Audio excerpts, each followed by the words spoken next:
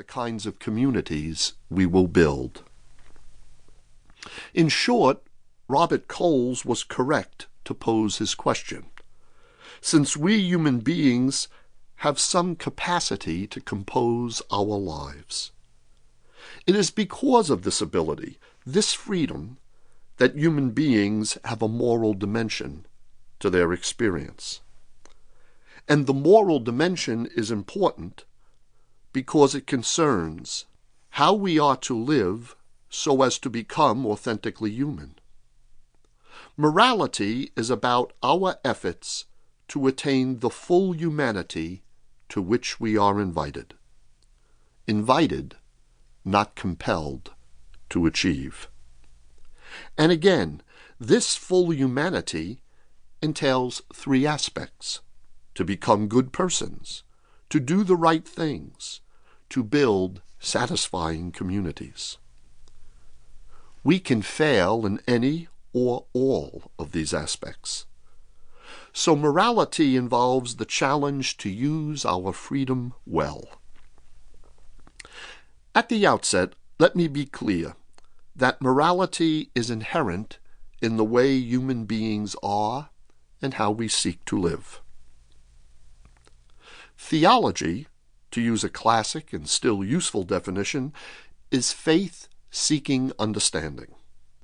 And the field of moral theology is faith seeking to understand the moral dimension of human life. Catholic moral theology is the use of the ideas, the language, and the wisdom of the Catholic tradition to help us make sense of our experience as moral persons.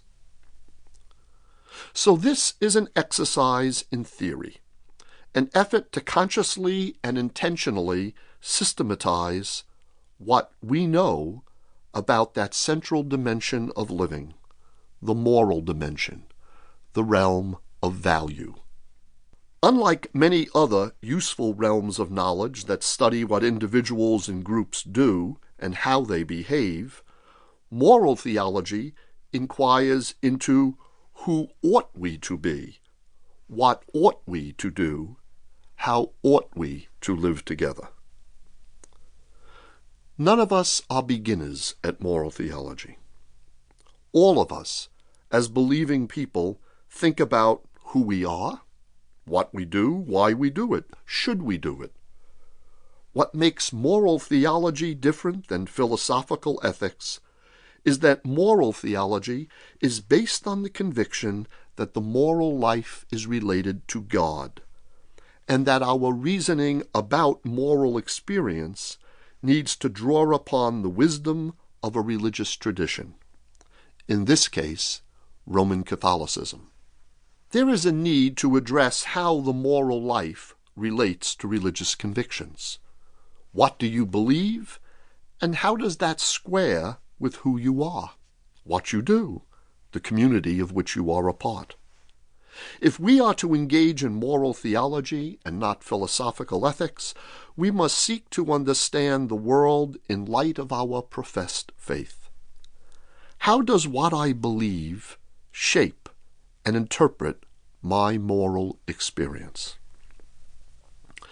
A typical method of coming to moral judgment is that after a person gathers the necessary information, he or she utilizes certain moral principles to reach a conclusion regarding the issue at hand. In these lectures, I will suggest that moral theology must also appeal to the underlying theory that gives rise to one's principles.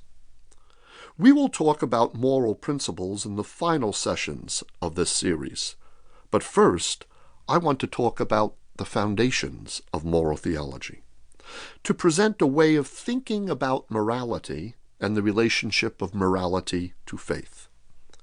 That will cover the first 8 sessions of this series, and then in part 2 of the series, we will have 7 sessions devoted to discussing key themes for understanding ourselves as moral persons.